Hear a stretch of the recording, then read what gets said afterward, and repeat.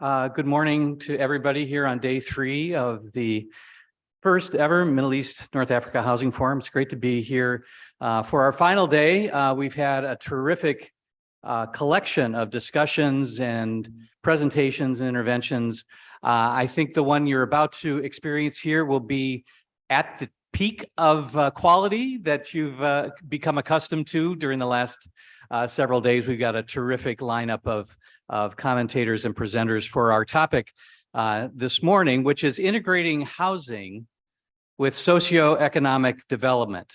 And so all 5 of our presenters will provide a very unique perspective on the ways in which housing and socioeconomic development can be integrated. I think we've seen already in the course of the last couple of days discussions which suggest or which reveal that housing is very much connected to many other social and economic phenomena. We've had great discussions about housing and its connection with climate change, with migration, with both public sector and private sector dynamics, with civil society, with the whole range of social dynamics that take place in this region.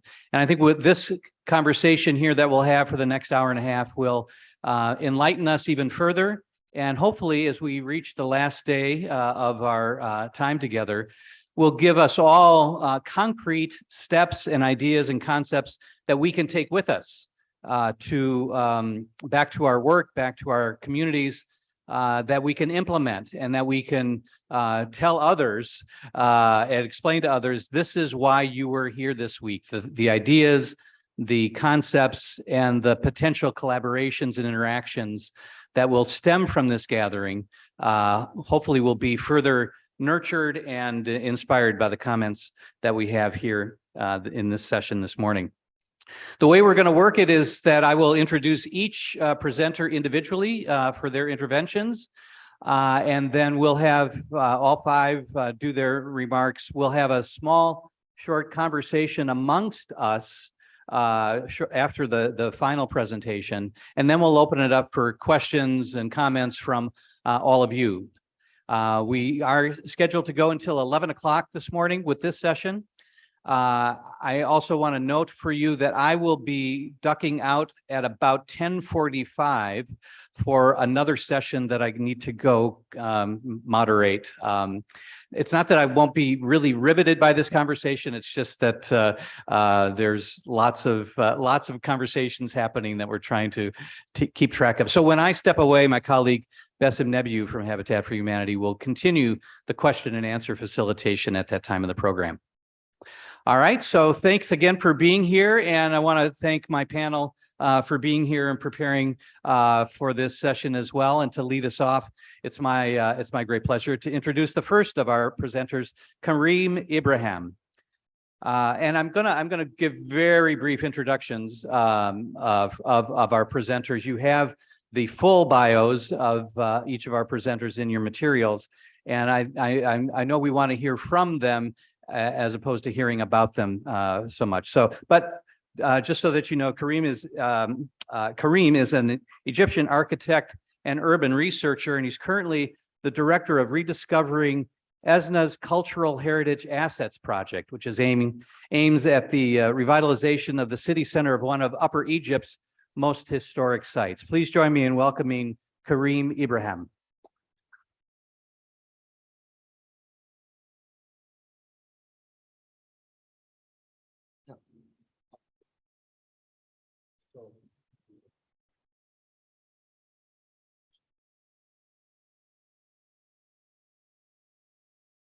So good morning, everyone. I'm glad to be among very dear colleagues and friends here. So I'm glad to see them after a very long time. So today I would like to discuss just coming back to the basics and looking at housing adequacy as a lens to see how we can deal with social and economic rights. And their relationship to the housing phenomenon and actually the neighborhoods that we live in and so on. So we all know the different aspects of the right to the adequate housing, which is basically enshrined in the United Nations General Comment 4. It's basically, as we see it, it's legal security of tenure, affordability, habitability, and so on and so forth. However, we always see a divide between the recognitions of the right and how we fulfill this right in terms of like concrete terms on the ground, how we can use this as a lens to operationalize the right to adequate housing and use it as a tool actually to plan and to fulfill the needs of different neighborhoods.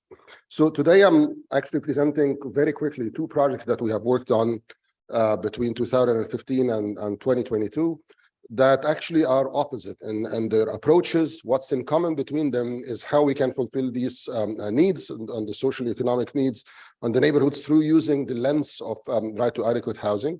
But the first is a top-down, data-driven project that we use to look at an entire city as the greater Cairo region. And the other is more of a bottom-up approach that looks into neighborhoods and local areas development approaches that actually depend on more grassroots approaches and more engagement with the citizens on the ground. So the first project, it's a project that we worked on between 2015 and 2016 together with American University in Washington, D.C., and we called it Planning and Justice. And basically, we have been asking ourselves a question regarding looking at a city like Cairo, how we can perceive it from a different perspective. We were all at that time consumed with government partners, with civil society partners, and the dichotomy of formal, informal neighborhoods, and the dichotomy of planned versus unplanned. But as we always say, this doesn't mean anything to a neighborhood or someone living in a neighborhood to be informal or unplanned or whatever. What they really care about is the level of services they are achieving or like receiving, the type of like housing they are living in, the job opportunities available in the neighborhood. And this was our drive actually to look at the city differently. What we did is that we started looking at big data actually about a city like Cairo and look at two sides. One of them is the demand side, which is basically the adequate housing aspects, economic activities, the social welfare aspects. But also we started looking at the projects and investments that are coming from the supply side, which means the government, the donor agencies, even local initiatives that actually supporting this type of services. And we started extracting data about all of these aspects, in fact, to have a different reading for the city. And our idea was, we don't care if a neighborhood is formal or informal or planned or unplanned. What we need to see are the level of needs and deprivation on the neighborhood level, on the smallest like area we can achieve, and to understand and achieve a different reading for the city where they can tell us where the needs are to achieve adequate neighborhoods. If we get back to the right to the adequate housing, the achievement of the right to adequate housing mostly doesn't fall within the parameters of the shelter or the housing units. It's mostly outside. It has to do with aspects that have to do with tenure. It has to do with services, connectivity, job opportunities, and so on. And these are things that are actually can be perceived on the neighborhood level rather than only the mere boundaries of a housing unit. So I'll show you some examples of what we have been able to read here.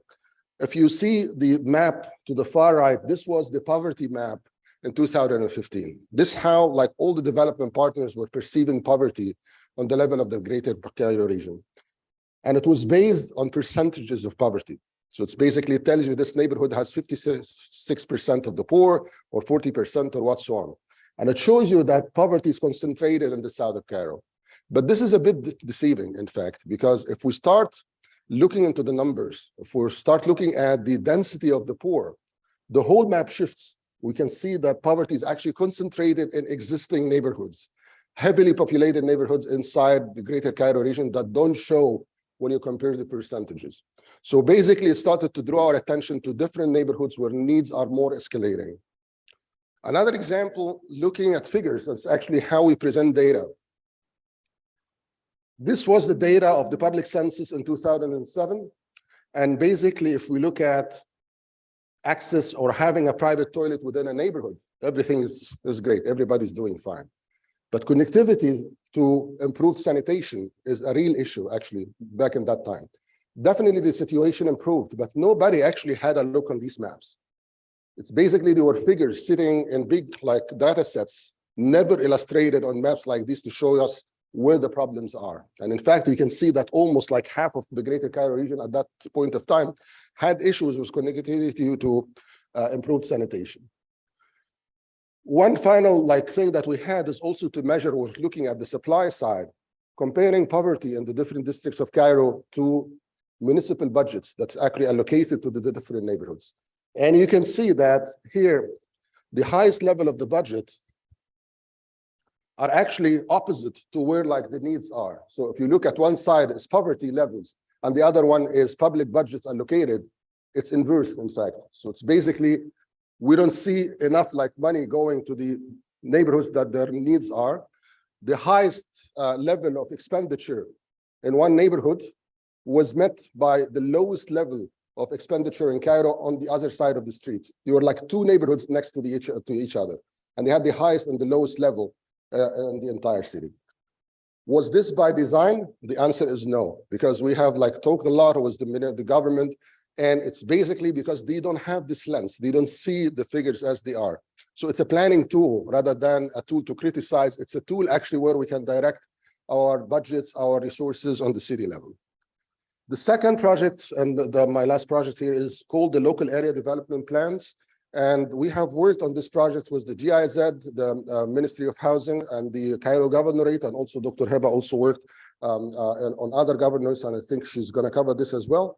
And this is more of an approach to work on the neighborhood level, where we saw a gap actually within the planning regulations in Egypt.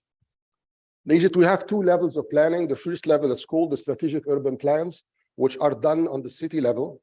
And they are fantastic documents. They are telling you about very ambitious goals of achieving gender equality, job opportunities, opportunities for youth, all what you can dream of socioeconomic services and local development and so on and so forth.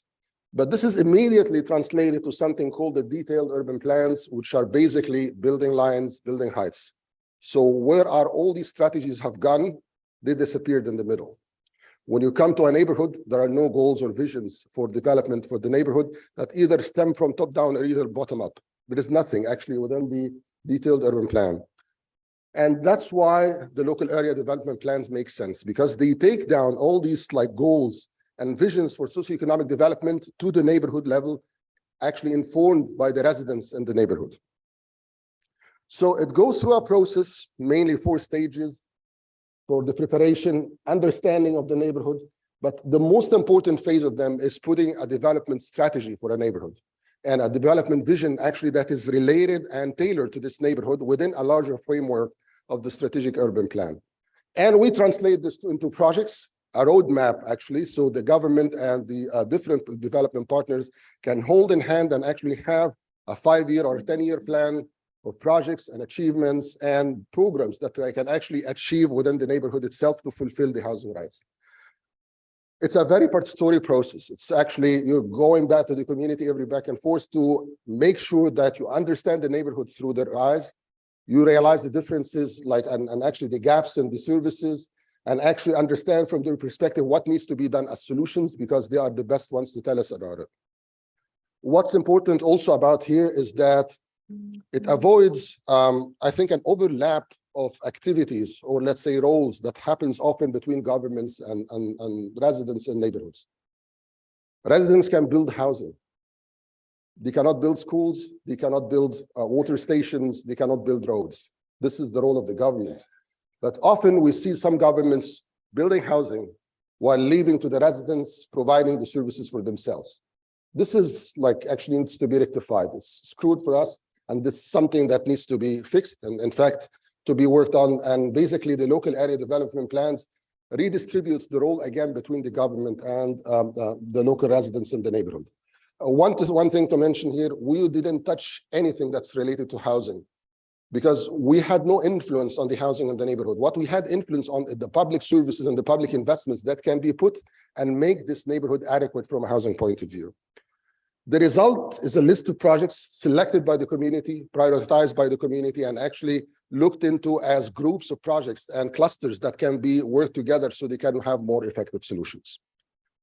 My last slide is about what's the government response to that. In fact, we have like a window of opportunity. The last constitution we had in 2014, the government for the first time recognized the right to adequate housing. This was due to the work of many organizations. Some of them are here present in this room. Discussions with the government, a realization from the government that it's something needs to be fulfilled about the right to adequate housing. And this was a major achievement. But what's more important is another step that not a lot of people know about. It's the Egypt's National Strategy for Human Rights that started focusing on social and economic and cultural rights for the first time. So for the first time, we saw that this is a slide extracted from a presentation given by the Minister of Housing to the President, linking the right to adequate housing to other rights had to do with health, access to work, right to improve sanitation and drinking water, the right to education. And this is for us is an important step because it's taking the word right to adequate housing in the Constitution and actually recognizing the 7 pillars of the right to adequate housing on the presidential level. This is something that I think is a major step. It's an entry point for us to come in and actually show the linkages between the two rights, at least in the case of region. Thank you so much.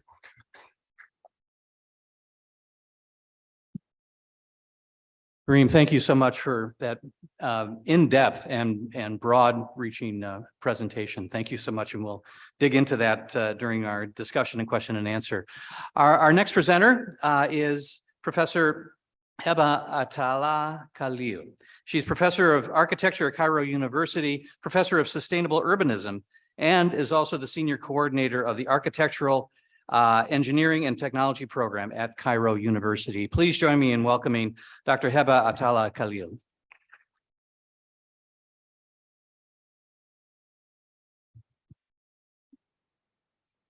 Good morning, everyone. Thank you for the invitation. It's a pleasure to be here among you today. I hope, I have my slides. So yeah, I'll try to keep to the time. We have a strict rule. So I will be talking today more about how to think about adequate, sustainable and affordable housing, and specifically housing and livelihoods. So as the way I see it is that building housing does not equal providing livelihoods.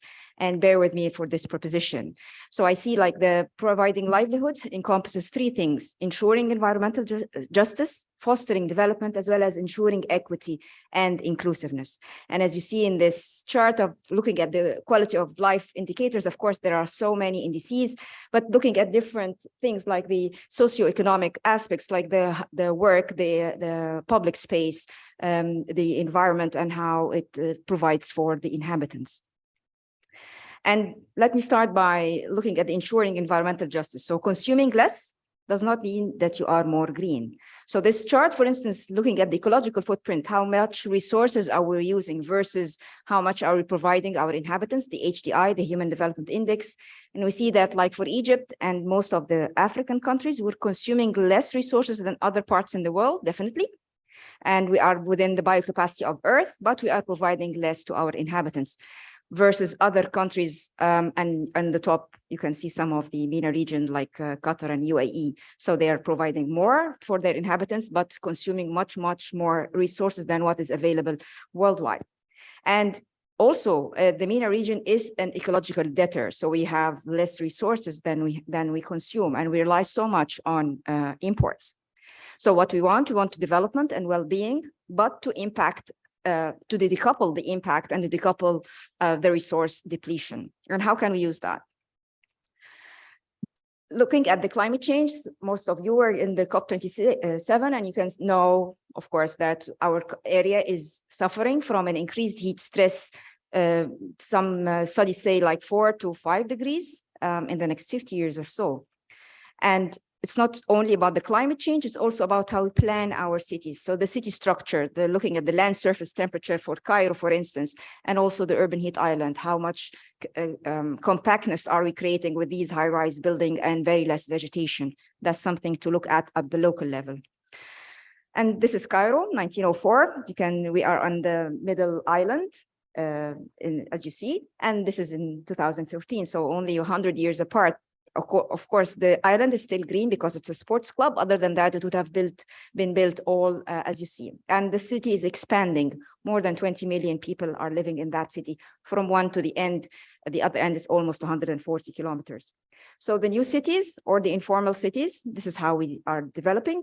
And the equitable city would balance the needs of both, looking at what can we secure prosperity for these affluent as well as the vulnerable groups is how we provide housing and livelihoods is the important issue.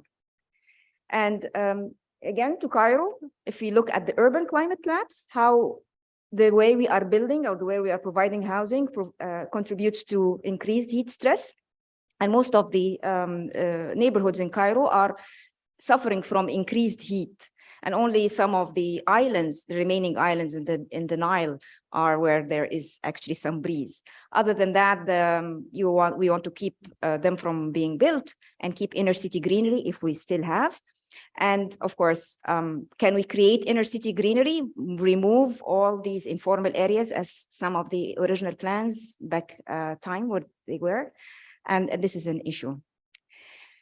And also, how material are we using? So how much material are we using in terms of our consumption? So this study was done between two districts in Cairo. One is affluent Zamalek, and the other one is an informal. And how you can see like the high consumption of the organics, the paper, the metals, with a very high recycling due to the informal system, of course, the informal waste pickers, versus less consumption on the informal areas. So low consumption and high reuse in lower income areas versus high consumption and high recycling. And looking at the mobility, also how we are planning and what kind of districts are we using. So we can see also, again, the high use of vehicles, of motorized vehicles in Zamalek, for instance, and in Baba, the high reliance on bus and the metro, for instance, and the subway. And although Zamalek is a walkable neighborhood, but destinations are outside the area. So people are commuting between and outside. And if we do this for the new suburbs, it would be a complete disaster in terms of the energy use. So we want to enhance the local ecosystems, make it affordable, accessible, and efficient. And of course, reduce what we call the weight of our cities. So bear in mind when you're providing housing. One of the important tools for that, to fostering development, the tool already Karim talked about, the local area development plan that is in between the strategic and the detailed planning. And it has the objectives of looking at the participatory local plan, integrated plan, which is a very important thing, integration of interventions, and how to build the capacity of the local stakeholders to replicate this process and also engage the national partners. So this project started in 2018 with 2 rounds up till now in Greater Cairo region under the supervision or the support of the GIZ. And the main thing in that project, Karim touched upon, is the system thinking, creating this urban nexus between different interventions. We have less resources, as I mentioned before, so we want to maximize what we can do in such a constrained environment. So we start by assessing the target area, discovering the linkages and what are the synergy opportunities, devise integrated solutions, that's the most important thing, and then evaluate and strategize. How can we intervene in these locations to provide better quality of life for the inhabitants? And these are some of the outputs of 2 areas that I've worked on, Bahtim in Shobra al-Khema and Ibn al-Hakam also in Shobra al-Khema. So these are 2 districts. And first, we kind of evaluated what's the current quality of life in terms of various indicators, and you can see that housing is none of them. But then what are the projects that we came up with in a participatory approach? And you can see that the orange is where we want to make sure that the projects that we proposed will enhance this quality of life. And look, going to the third part is the ensuring equity and inclusiveness. So do we have the various stakeholders involved in the process? Is everyone included? Are the stakeholders gender balanced? And do we have the youth and the elderly on board? And what about intersectionality? So the poor, the women, as well as like spatial inequalities, as already Karim touched upon.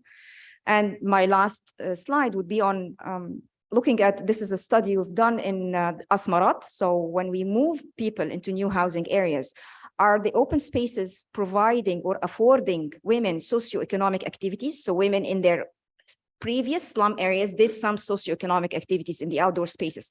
So are these new projects providing such opportunities? And we're testing out different aspects. So yeah, this is an important issue. And I think I will stop here, and thank you very much for that.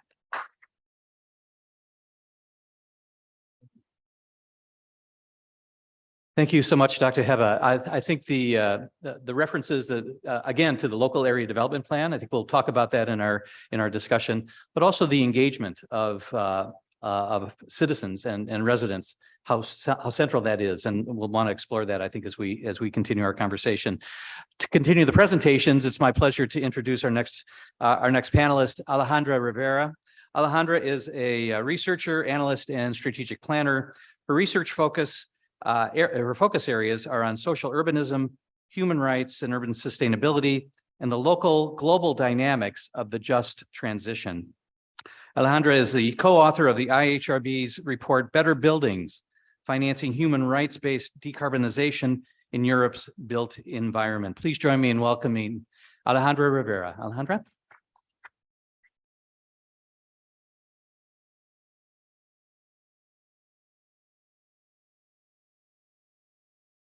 Thank you all. It's a pleasure to be here. Thank you for the invitation. So yes, my name is Alejandra Rivera. I'm from the Built Environment Program from the Institute for Human Rights and Business. And today I'll speak about the rights-based approach to housing. And just to say a couple of words on the Institute, is an international think and do tank with the mission to shape policy, advance practice, and strengthen accountability in the world. It is based in the UK, but with a global program. And this is in order to make respect of human rights in different sectors and industries, as we have here. Specifically in the Built Environment Program where I work, we seek to incorporate these human rights principles into the way we think, we plan, design, finance, and construct our cities or our built environment. So when we look at housing issues, we have density, overcrowding that places pressure on is damaging for mental health, toxic construction materials like asbestos, inadequate structures, inadequate design, that does not have into consideration the needs of the population. Also poor quality of housing like mold or weak insulation that also causes respiratory illnesses and things like that.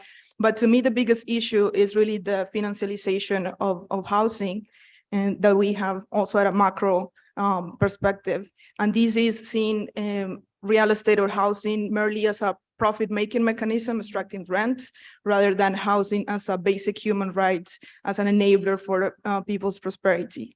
So that creates gentrification and displacement at the local level, exacerbating the social-spatial inequalities that we have seen.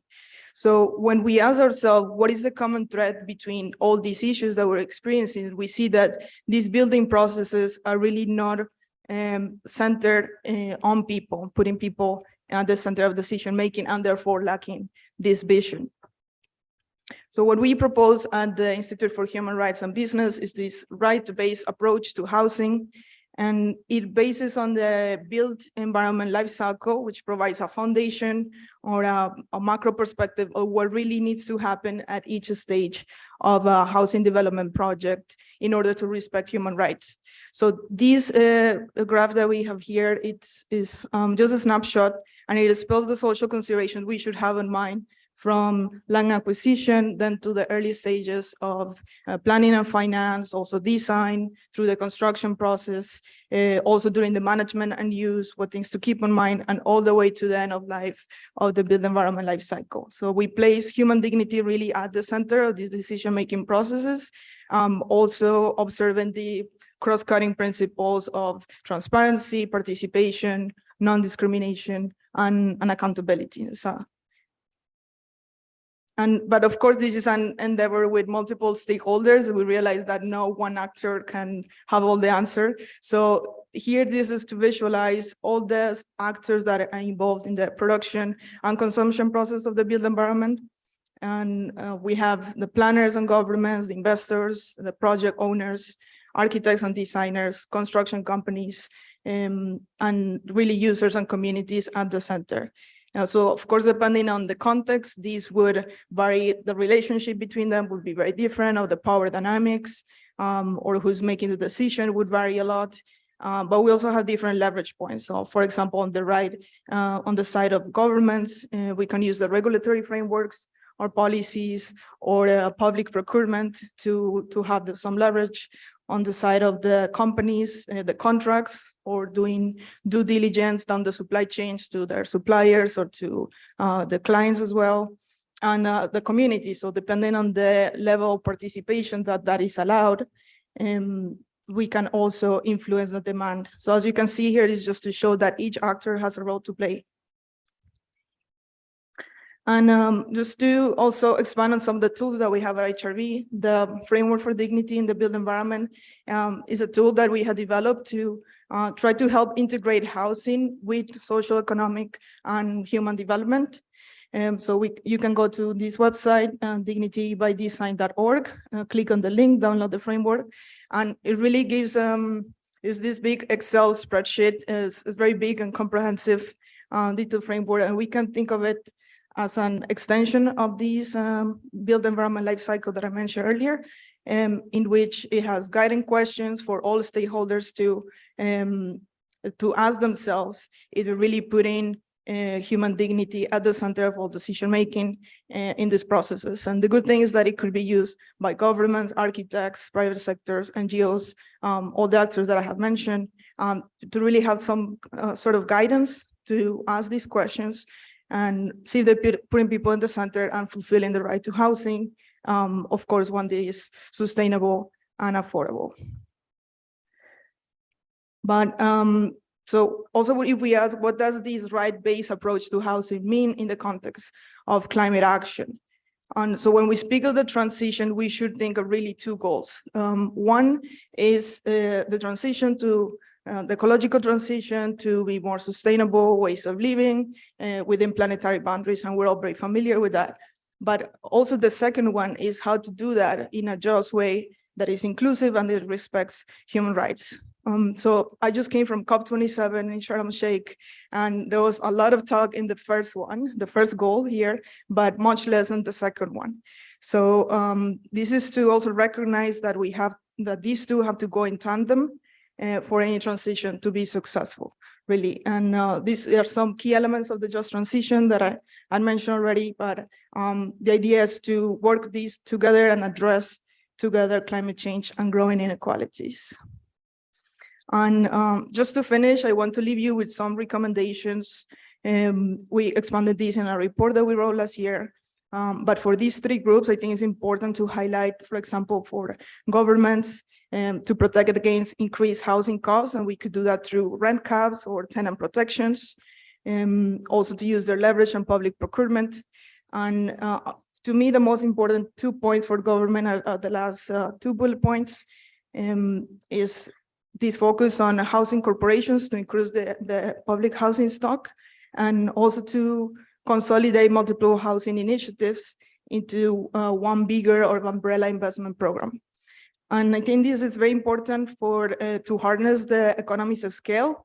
Also, it gives a greater control of the housing market, and you can generate revenue from the large number of rental properties. So we can use that leverage. And that takes me to the finance side here in the middle, when we recommend also for stakeholders to support and to look for these like government initiated housing investment programs, also because they can get financial returns from a large number of low rent prices, instead of from one building or a few buildings of high price rents. So that is basically the model. Also recommend investing not only in housing, but in social infrastructure to go in tandem.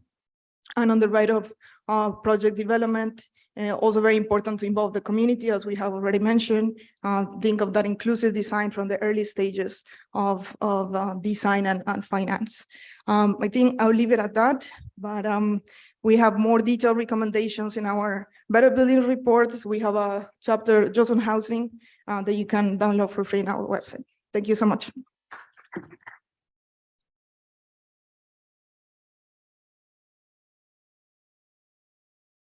Alejandra, thank you so much. Great content there as well. Really intrigued by the rights-based approach that your organization and you personally take with this. Maybe want to dive into that a little bit more in our conversation. Also, the Public Housing Corporation concept. I'd love to hear more about that when we have a chance to dialogue. Our next presenter is Kif Nguyen.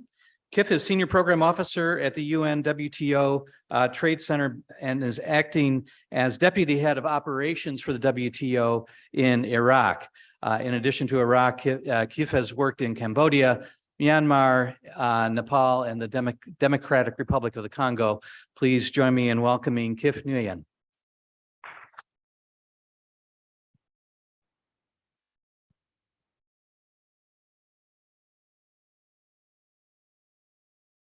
Sabah al-Khair, good morning and bonjour à mes amis francophones également. It's a great pleasure to be here today, and thank you very much to Habitat and also to the ILTI Foundation for organizing the event and having me here today. So indeed, I work for the International Trade Center, ITC. We are a joint UN and WTO organization focusing very much on trade development and support to small and medium enterprises. And you will hear me talking a lot about SMEs, so this stands for small and medium enterprises. And I will try to build a little bit on what was discussed and also what my colleagues just mentioned now. I've heard during the past days important comments on the fact that government contribution, of course, is crucial. But when you look at affordable housing, their involvement in direct delivery is not always necessarily the best choice. Is it desirable? In all cases, it's for debate. And in any case, I don't think anyone would contest that we need the private sector in the equation. We have talked about, okay, we need to work at scale. I mean, the challenges are daunting. It's huge numbers we are talking about. At the same time, we want to keep people at the center. Seems complicated. So how to balance this financial and this social rationale at the same time? I've heard also about resilience, that resilience, of course, is a buzzword. It's a nice concept, but, it cannot be built without the people. It cannot be built, without this social cohesion, this trust building, these linkages between people. And I've also heard yesterday, and I think it was a colleague from the World Bank saying that we need diversified and decentralized strategies, meaning that, there is not one size fits all, but also we need to work from different angles. And in that case, I mean, for ITC, we can only bring part of the solution, which is our expertise on SME, but we are not here to duplicate, work done by other agencies such as UN Habitat or others. I think there is need to mobilize a broad range of expertise. And then decentralized strategies, I don't think we can come with, the silver bullets or, wow, I have the solution to every single problem. No, the truth is that we need to adapt to the context and that we need to work together also with the existing. And working with the existing is less shiny and exciting maybe, and it takes time. But, if we want to reach numbers, there is no way, around working with what is existing and leveraging, harnessing the power of market system. So housing interventions, as we have all, I think, said, does not happen in a vacuum. Approaches need to be holistic, and I think it's also sometimes also Westerners, and I'm including myself, although I'm half Westerner, we have this problem of looking at one side of the problem. But no, I mean, it's an holistic. We talked about system thinking. I think, there is no way without this. We know access to economic opportunities are crucial. And, of course, a house needs a lot of different elements. We have all seen and witnessed, housing projects, really nice on paper, but no economic opportunities. People will leave these settlements. It's left empty. That's sad. Construction sector can also be useful to generate livelihood opportunities. I think we have all witnessed also how small home builders, etc., can create a lot of job opportunities in the local communities. Maybe my last introductory point before I dive more in the topic is that in a real world, I mean, we have all been there in different places. The way low-income people develop housing is through incremental steps, often. They are not waiting for someone to come and build, this is your new house, it's there, etc. They are going step by step based on the resource they have at a given time, building with their local small and medium enterprises. That's the real world. And I'm very interested in thinking about how we can influence this process so that it is more effective and contribute, to the solution we are all seeking. So what I'm going to defend here is that a lot of people talk about private sector, but sometimes people don't talk at all about private sector. I think it's a bit disturbing. But when we talk about the private sector, what are we talking about? I mean, first, we have all this prejudice of saying sometimes, oh, private sector is bad. I mean, it's all greed. They all want to make money, etc. But it's not the truth. I mean, we do have a lot of decent businesses out there that are trying to balance, their social responsibility with what they do. And it's particularly true for small and medium enterprises.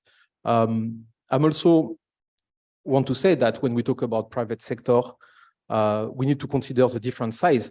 I mean, a micro company, an individual plumber in a neighborhood is not the same as a, $100 million capital builder. So I'm just saying that sometimes the words get confusing. And when we, sometime in our work, we invite private sector, well, we will have someone sitting here, Chamber of Commerce, this guy sponsored by whoever. And do they really represent the private sector? Yeah, I'm not sure. So that's a big question. Why small and medium enterprises are not always part of the equation? There is a symbiotic relationship because when you look at socioeconomic development and housing, of course, you need SMEs in terms of providing income for population so that they can improve their housing conditions. Yes, not everyone can be an employee. A lot of people work from their home, they have a shop, they are different. So they are SMEs, they are small and medium enterprises. That's what they are. That's what they need to improve their housing. On the other side, indeed, it's symbiotic because some small and medium enterprises can help to deliver housing solutions. As I was saying, the home builder, the plumber, the architect is a small and medium enterprises, is providing necessary design services, the construction material supplier, etc., etc. So scale matters in that case. Small businesses, I'm taking the example of US, but we could take any example. You look at small and medium enterprises, they represent almost 90% of business in the US, I mean, less than 20 employees. Okay. Now, when you look at how they contribute to the local communities, they return 52 to 79% of their revenues in the local community. Well, you talk about large businesses, that's not the case. And I don't have the figures for all the countries, but I'm pretty sure that's the case. Investing in SMEs means that, also this is going back to the communities. Physically, SMEs, small, medium enterprises, constitute the fabric of the city. You see small shops, you see people working from home, etc. Even in terms of urban planning, they contribute greatly to the development of the city. Lastly, they bring this concept of resilience, adaptability, diversity, and it's the way a city develops organically. I mean, they have not waited for us throughout the history. Cities have been built through small and medium enterprises being here and there. So, I'm always very concerned about the myth, of these white elephant projects. People want to work at scale, I understand. So, they will advocate for 5,000, 10,000 housing units here in towers, in the middle of the desert or wherever. And, I think that should be something we should reflect upon. So now, if we look at these two sides of the symbiotic relationship, adequate housing is key for SMEs in the real world. Because when you have a decent house, that's a place where you can keep your savings. That's a place where you can keep your stock. And wherever I worked in the world, I was always amazed that one of the key requirements for housing was safety, like safety, neighborhood security. Everyone was been in the field, they know it. Sometimes it's coming even before other requirements. And this is because of this. This is because of the necessity to have your business. You need to keep something. So it unlocks your economic development. You need a workspace. You need maybe a sale point. Sometimes you need collateral because you want to get a loan. So you need a house. How many housing loans are in reality for business development? I think we all know it. Like a lot of people sometimes get a loan for other purposes. Lastly, informality. There is a lot of informal businesses that are not registered. I think housing in that case is key, and particularly when we look at the MENA region and the fragile context. Now, if we look on the other side, SME development can help to address housing poverty. And, we talked about humility. I think it was Patrick talking about humility on the first day. I think also at some point we need to be humble that there is so much we can do. And if we want to reach numbers, our best shot is to influence the way the market system deliver by themselves without us. And that's where small and medium enterprises have a key role to play. How many home builders in all these neighborhoods and communities, how many small connected services are there? We have a chance to improve their capacity through technical vocational education and training, maybe to include some green building practices, maybe to make the house design safer. Sometimes it's small incremental change on the material you will use, the way you will, tie the foundation to the structure, etc. So there is a gap in private sector housing delivery. The truth is that if you work in a developing country and you are a construction company, you would rather work for the higher segment of the population than because, it's more profitable than dealing with a multitude of low-income, middle-income people. Not that it's not profitable, it is also profitable. It's just slightly less profitable and it's more complex. So honestly, in many countries, if you do an analysis, you will see there is a gap. And still, it's a bankable, it's still a good business opportunity. It's just that people have to choose, and they choose to work with easy contracts, supermarket, towers, villas for rich people, not, designing small houses. So how can we reinvent business models with small, medium enterprises that can deliver and are responsive to the needs of these communities?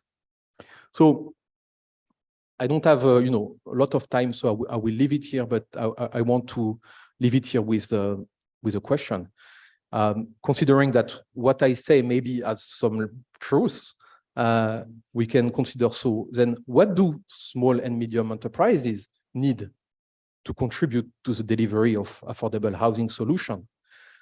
How can we integrate them in these diversified strategies we were talking about?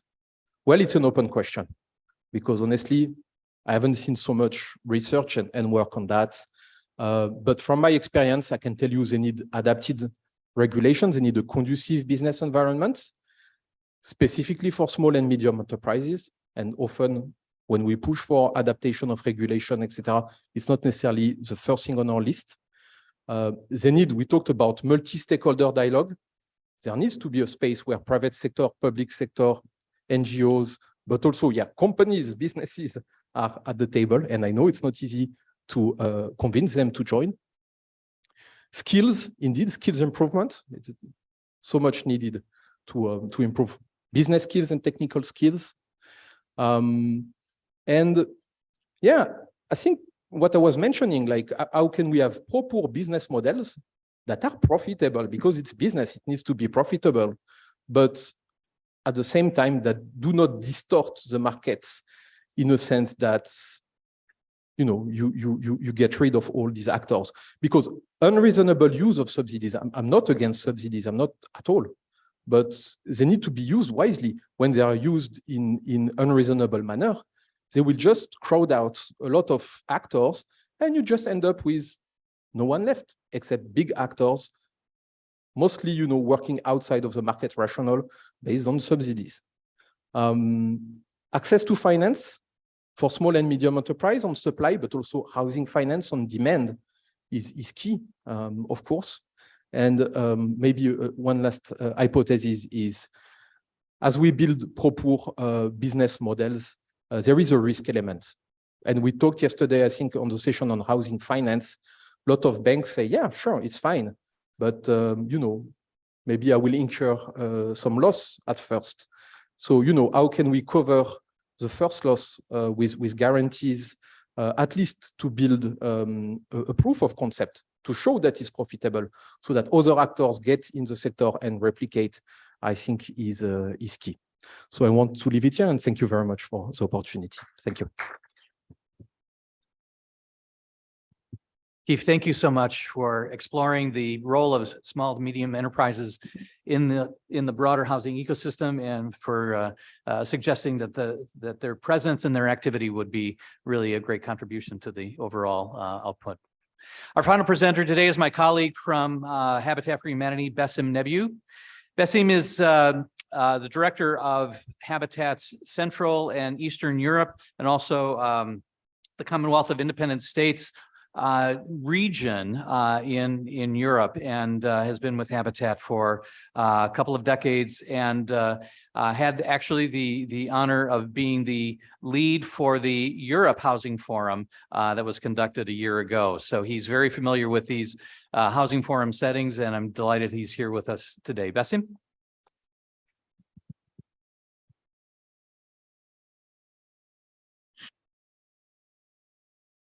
It's always great to speak last, especially in this type of lineup, because a lot has been said and a lot of good ideas have been shared during this session. So I would like to thank all my co-presenters here today.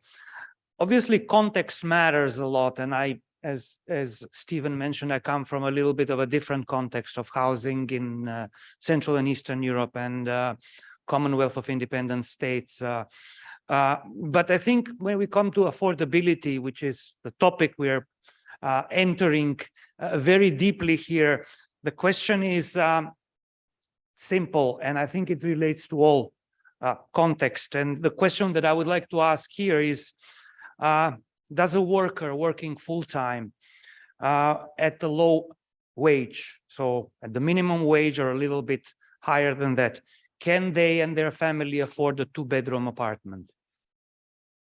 Do you know in your context a situation where a worker working full-time at a low wage can afford a two-bedroom apartment, regardless whether it's a mortgage or it's a rent?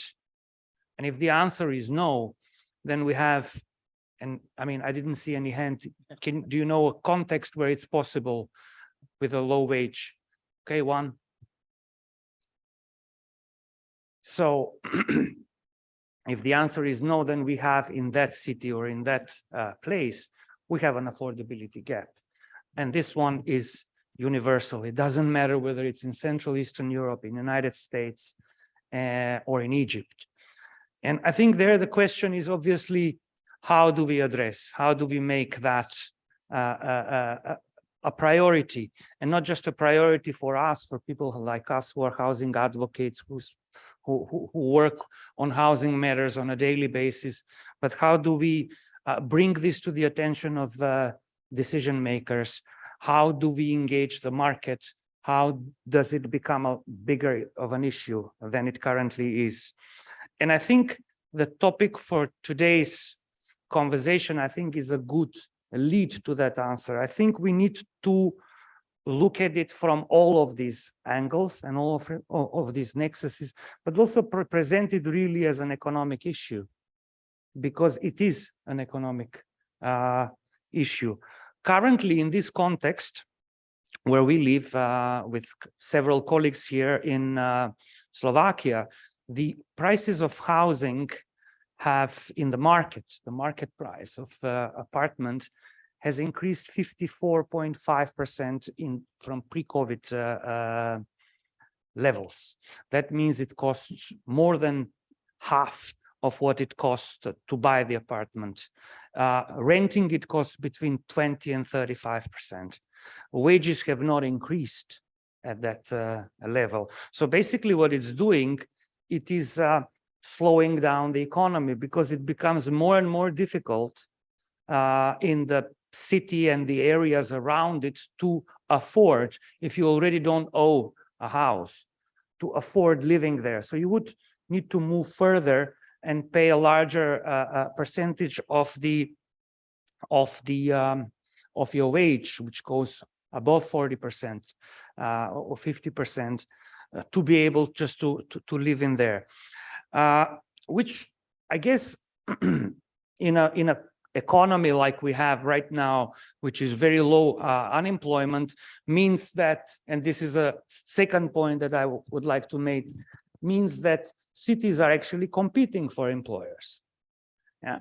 And the ability of one city to be giving specific services or specific levels of rent, be it through public housing options or through rental subsidy or through other means, could determine which city gets more employees or more workers. And I think this is a context that as housing advocates, we sometimes miss. But it is a context that is very important, that cities and local governments are a key interlocutor in providing the tools and resources for housing policy at the local level. And precisely because of that, because they need to service the market, they need to service the economy, and sometimes they are competing with a neighboring city. And in situations such as European Union, where we have an open labor market or a free market, they're competing also with neighboring cities in other countries.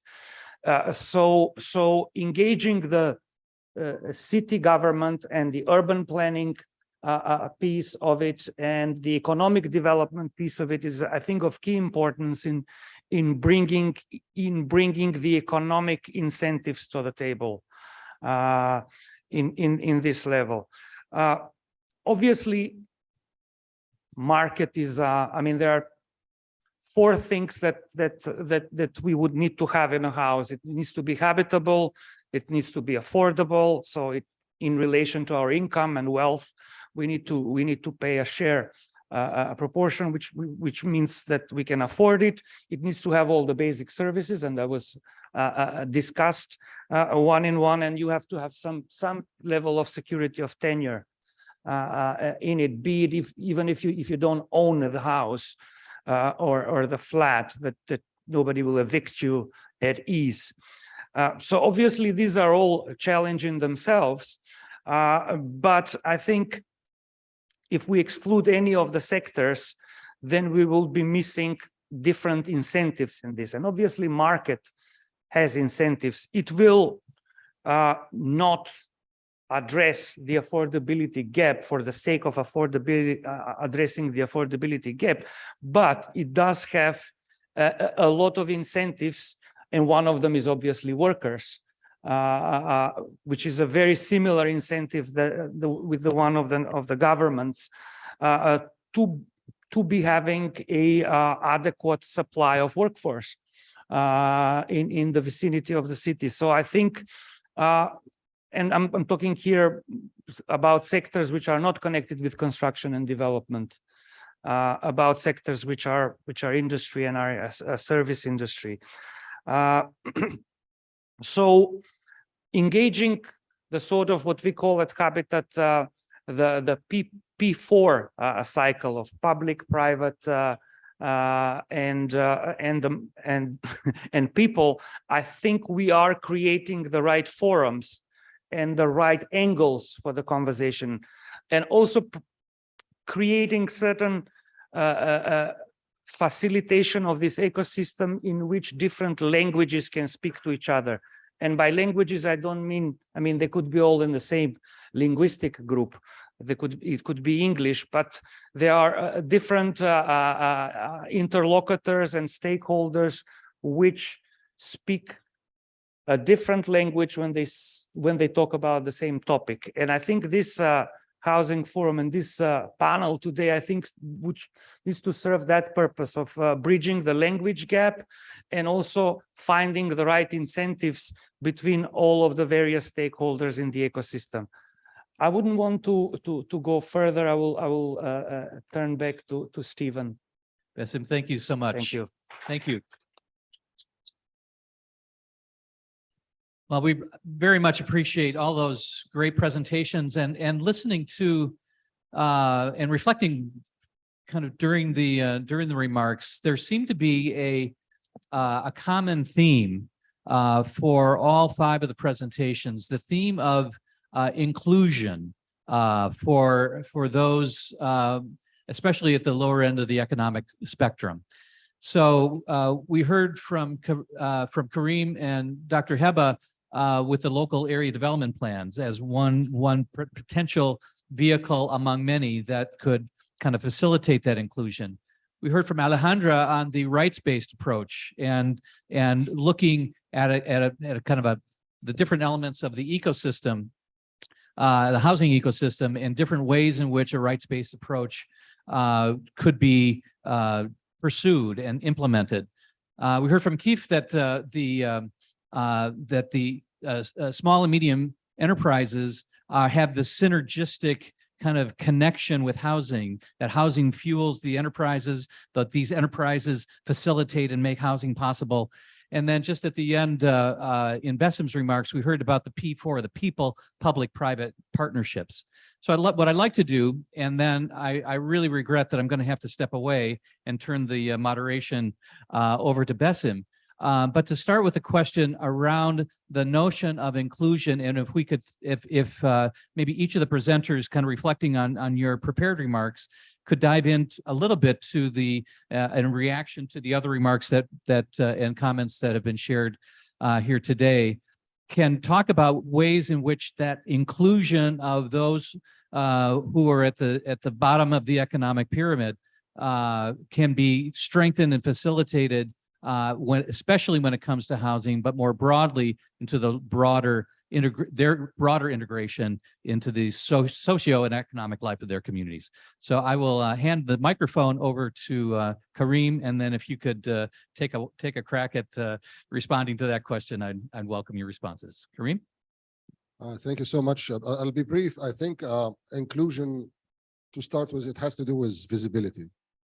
You need to see the poor. You need to be able to see the different social and economic groups that are excluded from the picture. And I think one of the things we need to do is to develop the tools that make sure that we identify where they are, how to make their voices heard, and to identify their issues.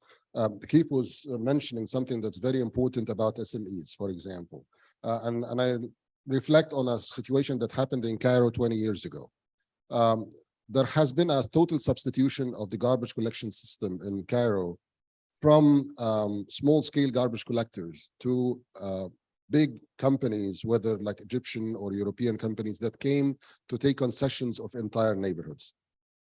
And since then, the whole procurement system shifted towards favoring this kind of institutions over like small-scale, let's say, private garbage collectors, or the ones who've been able even to form small-scale companies. To many people, like if you go to the public, they would tell you that there has been a privatization of the garbage collection system. In fact, it has not been a privatization. It's been a consolidation from a small-scale enterprise that worked on a private basis and was so effective to a larger scale institutions. And this process happens all over. People are excluded by policies. In fact, they are not being excluded because they like to be excluded. And in fact, our role is to work on how to identify their issues, where they are concentrated, what they need, and give them a seat on the table to make inclusion effective. Thank you. Thank you. I just have a quick remark on that is like, if we want to include people, then we have to recognize them first. So this is the part of the recognitional justice, who are recognized to be part of the, I mean, of the stakeholders in the first place, and then what are the procedures that are taken or are in place to bring them on board. And then after you include them, then what is going on? Are you redistributing the rights or the equity to include these people? And can you restore their rights to have a better quality of life or a better voice in how development is shaped? And I think the examples that have been presented, and also our work with the local area development plan, is how do we recognize the people who should be on the table, and then give them the voice, and then also make the municipality take this further after. So it's a consultancy. You are out after a year or so. So how this will continue is also a very big, important question. Thank you. Thank you. Thanks for the question. I think it's very important to reflect on this notion of inclusion and how to do it. I think from my perspective, and also linking to the issue of recognition, I think we have to recognize the power that lays on people to be part of the solution. I think we often forget about that we are also the consumers of the built environment. We are the consumers of energy. We pay bills. In democracies, we vote in elections. We hold the governments accountable. We also consume the products and services that keeps small businesses and all the companies alive. So when we think of the part of the scale that we can drive demand as a whole, then we start making the shift on mentality of realizing that, okay, actually the community is important. And I'll give you a concrete example on the notion of decarbonization of the built environment in Europe, which is what we have researched quite a bit of the Institute, and is this concept of citizen energy communities, in which in the housing, they have provided solar panels, but not only housing, but at the scale of districts or entire areas. So the people themselves have been able to produce more energy that they consume. So they have actually become part of the solution, and instead of being just demanders of energy or being part of the problem of how to provide energy, they actually now produce more, and they are trading and they're selling it, making a profit out of that because of the scale. So just to illustrate that that is also a mentality shift and recognizing the scale of solutions. I think what was mentioned is very important. First, indeed, we need to make these communities visible. I think that's indeed the first point to recognize them. I would say something a bit strange. I would say it's not only about what we can do to be inclusive, but also what we should not do. Because I think, the do no harm principle is something very strong now in humanitarian context, not so much in development context. And I think there should be probably more attention given first not to create harmful policies and distortion in systems that prevent inclusion. And I think we also need to have a hard look at ourselves in our works on how sometimes we are not only part of the solution, but sometimes part of the problem. And on this, I would really also advocate, and I think it's a discussion that we should have with donors in general, for more space to be given to research and inception phases. Because if you want to be inclusive really, and if you really want to listen to people, you need to take time to really know the context, really know the people, almost individually, and do all this mapping that only researchers can do, and the link between research and implementers, and how we build this intimate knowledge of the local communities, their specificity and their needs to be more responsive, I think is really the key to being more inclusive. And I'm always a bit surprised by these programs that just jump into implementation straight away without doing this very important field work, and all the resources that are needed to that. So yeah. Well, I mean, I think in this P4, and thank you for moderating so far, take over from here. I think in the P4 model, the people part is key. But there are ways in which people organize and form a constituency. It's never a problem. Every group of people have a way in which they can be represented. The question is, do we want to listen or to recognize those forms?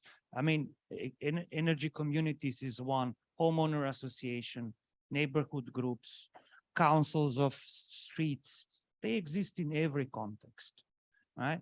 And listening to them is important because it brings the people part, the people-centeredness of it.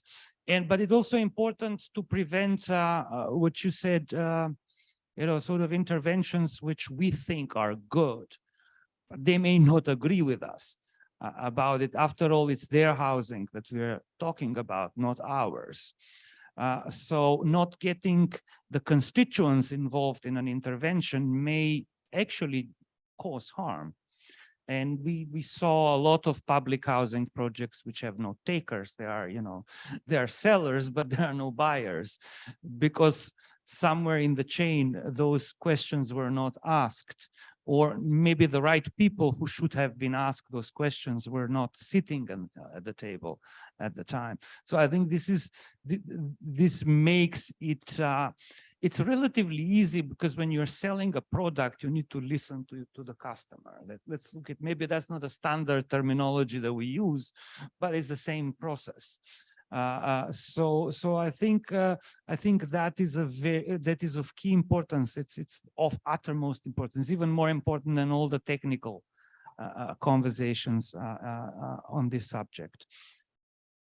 Because I'm here stepping out now from my role as a speaker, we have 10 minutes, and I would like to invite the people present in the room to ask questions.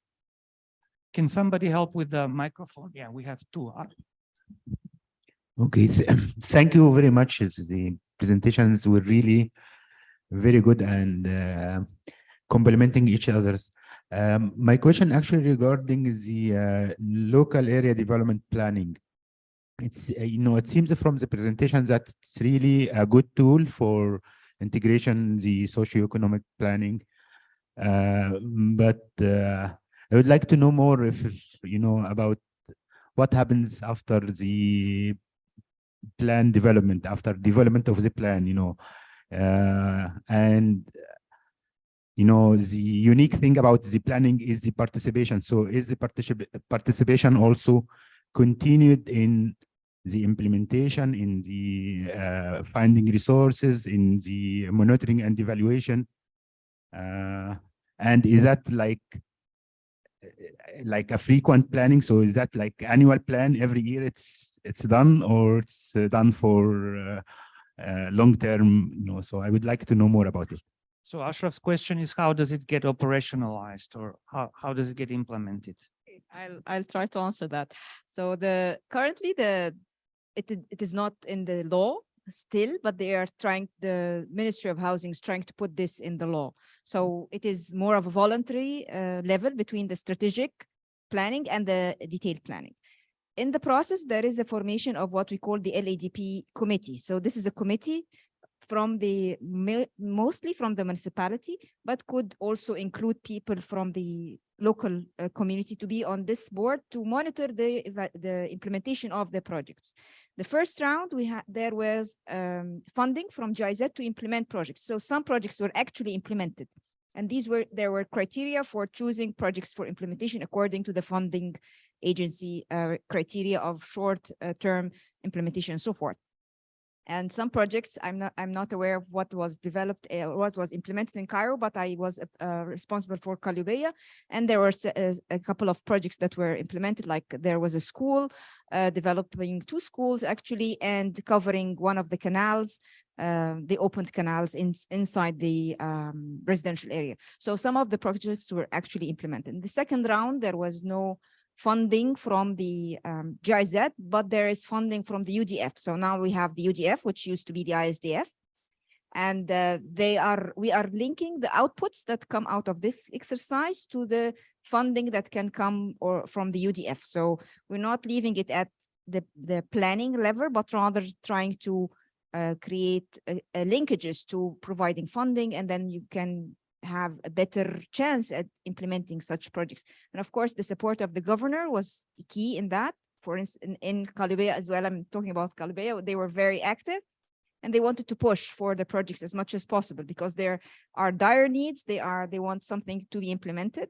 And that's why they're looking for opportunities to get even some of the smaller things. They said, we have funding, we can provide small funding for such a project, not waiting for a big fund as the first phase. So I'm seeing a little bit of enthusiasm to the process because it engages people as well as provides this opportunity between the very high level planning and the detailed what's going on really on the ground. So I mean, that's at least my experience. The project has been only for 3 years now, so we'll wait and see. Thank you. I think we have a question, gentleman there, and then one on this table. شكرا. أود أن أشكر المتدخلين على الغنى العروض وأهميتها وتنوعها. عندي عندي 2 ديال التدخلات. أولا سؤال حول التخطيط الحضري. إذا ألا ترون أن مثل يعني معالجة مشاكل مدن كبرى أو بحال القاهرة كيف جا في التدخل ديالكم من يعني إنشاء مراكز أو أقطاب حضرية مجاورة أو سكونابيل أو مراكز ساتليت تاون تكون تستجيب للحاجيات ديال الساكنة من خلال مرافق عمومية متنوعة، يعني مرافق صحية، مرافق تعليم، مرافق، لأننا كنطمحوا الفضاء للعيش وليس فقط للسكن. إذا ألا ترون أن التدخلات من شأنها أنها تعالج الأمر بأكثر عقلنة في تدبير موارد الدولة؟ يعني كل ما ركزنا على واحد المراكز محيطة وركزنا على التجهيزات الأساسية كان فيه يعني ترشيد للنفقات وترشيد الموارد ديال الدولة. هذا السؤال ديالي الأول. وعندي تجاوب مع تدخل السيد كيف حول يعني شنو هما الآليات أو كيف يمكن تشجيع خلق مقاولات صغرى. أنا أقول بأن هناك التسهيلات الإدارية التي يجب أن على الحكومات نهجها خلال لأن هذه المقاولات الصغرى هي اللي من شأنها أنها تساهم يعني بواحد مجهود كبير حول الضغط أو حول الجاب اللي كنلقاوه. هناك الإعفاءات الضريبية المؤقتة أو الكلية. هناك الدعم المشروط من خلال دفاتر تحملات واضحة تحدد الأهداف وتحدد كذلك المدة الزمنية التي يجب إنجاز فيها المشاريع. كما يجب هناك المرونة، ونتحدث عن سكن ميسور. يعني يجب أن على الحكومة هي الأولى تعطي المثل وتقوم بالمرونة من أجل الملائمة مع الظروف الاقتصادية والاجتماعية. وفي الأخير يجب تحويل هاجس السكن المنخفض التكلفة إلى فرصة من أجل إنعاش الاقتصاد وخلق فرص الشغل، حيث أن قطاع البناء والأشغال العمومية كيبقى هو قطاع مهم، هو اللي كيساهم في أكثر في جميع الدول في خلق فرص، وبالتالي كنحولوا مشكل إلى فرصة. إذن هذا هو التدخل ديالي وشكرا للجميع. Thank you. للإجابة سريعا على سؤال حضرتك الأول، مصر ليها تجربة ثرية جدا في إنشاء المدن الجديدة والمجتمعات العمرانية الجديدة.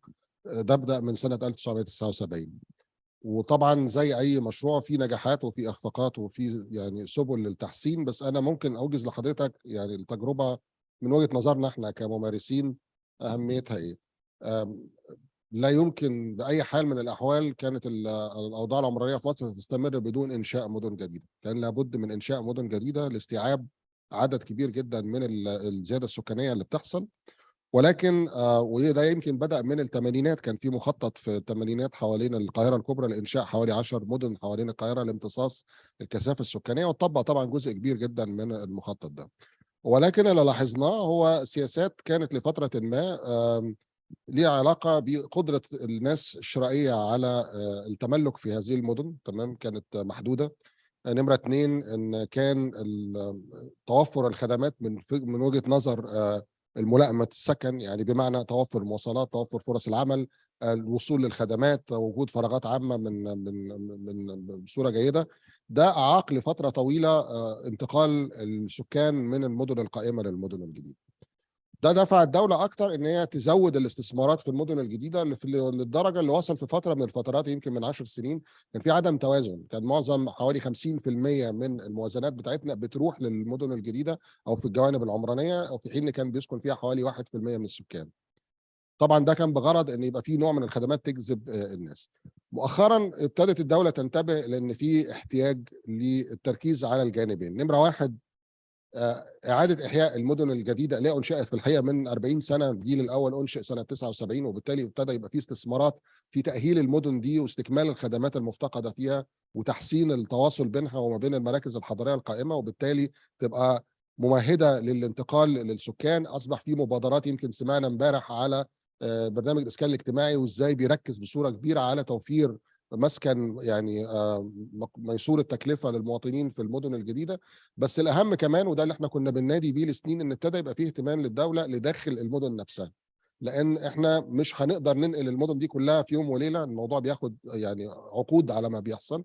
وكان لفتره من الفترات انا عايز اقول ان وزاره التطوير الحضري اللي هي كانت زمان يعني ما حلت محل صندوق التطوير العشوائيات في فتره من الفترات.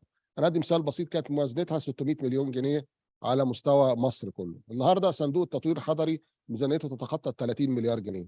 وده بيوري النقله في اهتمام الدوله النهارده ان يبقى في نوع من التوازن في التركيز في النمو العمراني والتطوير العمراني على المدن الجديده والمدن القائمه في نفس الوقت. فلازم السياستين يبقى فيهم توازن، ودي يعني التجربه اللي احنا شفناها في مصر. We are unfortunately running out of time. This is an interesting conversation, but we need to wrap up in 1 minute. So if there is a last comment that you would like to make, please, this is the time. Can I maybe just reply? Maybe I just reply quickly on the second one, because it's indeed a very important aspect on small contractors and their involvement. I fully agree with you in terms of how we can support them through tax exemption, through different mechanism, because they are generating a lot of job and employment opportunities. Just in 1 minute, I think there is a way to bring all these elements together. I know a project in Cambodia where government, actually, it was an informal settlement. Government of Cambodia provided the land through municipality, a prime land in a location in the city center, divided into plots. Then a bank actually came with housing microfinance with the proper low income access. And then the different people then had support. At the time it was Habitat for Humanity, came with a network of builders, plumbers, masons that had been trained on designs that were adequate in terms of quality. And then so the people could access finance, they could access land, and then they could access the small and medium enterprises and to build their own house. And these houses were meeting all the standards. I think, and it was actually extremely cost effective. And I think these are the type of systems we could do elsewhere. I mean, just, it takes time, it takes a lot of energy, but it can be done. And I don't really see any other way around. So thank you very much for your comment. Thank you. And thank you for your answers and for your presence today. And it's been an interesting conversation. And obviously, we've opened a lot of questions, more than we've answered some. But I think this is an ongoing conversation. It's a, generation. These are generational conversations sometimes. and projects. And I would like to also thank the audience. And on behalf of the organizer, thank the panel for being here and supporting this MENA forum.